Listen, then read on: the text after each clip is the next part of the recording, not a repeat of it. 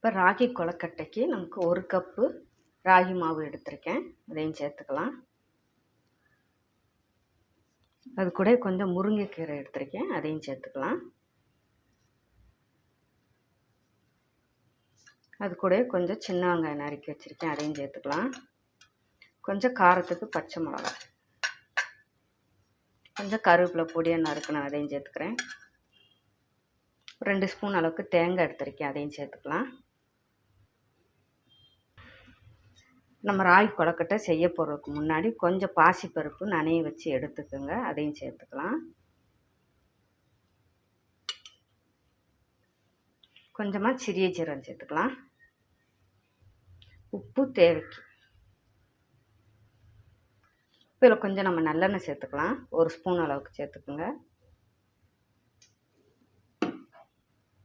இதை இப்போ நல்லா நம்ம கலந்து கொடுத்துக்கலாம்.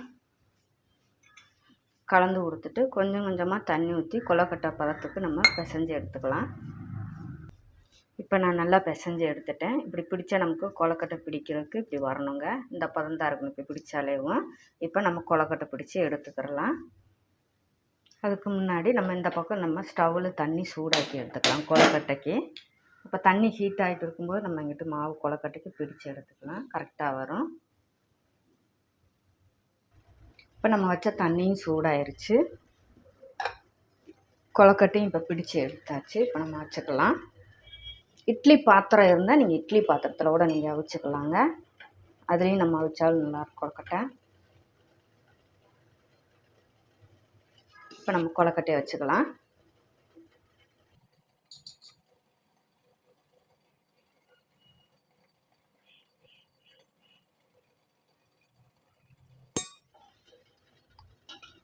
இப்போ வேக வச்சு எடுத்துக்கலாம். இப்போ நம்ம கொழுக்கட்டை வெந்துருச்சான்னு பார்த்துக்கலாம். வெந்துருச்சான்னு பார்க்க எதனால ஒரு சின்ன கோழி எதனால எடுத்து தண்ணியில் முக்கிட்டு இப்படி குத்தி பார்த்தீங்களாக்கு ஒட்டலைங்க, வெந்துருச்சுன்னு அர்த்தம். இப்போ நம்ம எடுத்துக்கிறலாம். 15 நிமிஷம் வச்சா போதும், வெந்துடும் கொழுக்கட்டை, ராகி கொழுக்கட்டை. இப்போ எடுத்துக்கிறலாம்.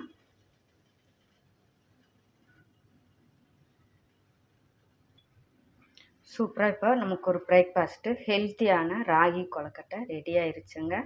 நீங்களும் இதுபோல் ட்ரை பண்ணி பார்த்துட்டு எனக்கு எப்படி இருக்குன்னு கமெண்டில் சொல்லுங்கள். இந்த வீடியோ பிடிச்சிருந்தா லைக் பண்ணுங்கள், கமெண்ட் பண்ணுங்கள். மற்றவங்களும் பார்க்கணும் விருப்பப்பட்டால் ஷேர் பண்ணி விடுங்க. மறக்காமல் டேஸ்டி குக்கை சப்ஸ்கிரைப் பண்ணிக்கோங்க. தேங்க்யூ.